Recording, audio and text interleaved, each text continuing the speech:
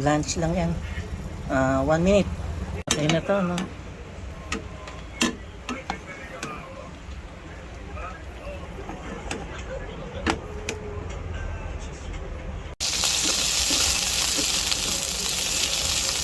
Alam niyo ba, ang mushrooms na, yung cod mushrooms na gaya nito, pwede lang kainin yan kasi luto na siya, na steam na yan sa sa processing plant. O, di ba? Sotay lang natin.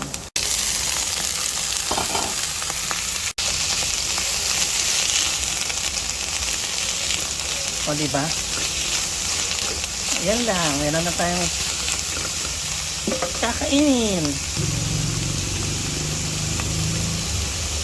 Lagyan ng garlic bits. Bango.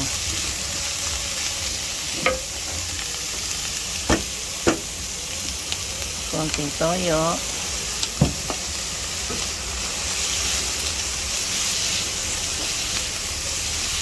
Okay na. Ayan na. Oh, sarap.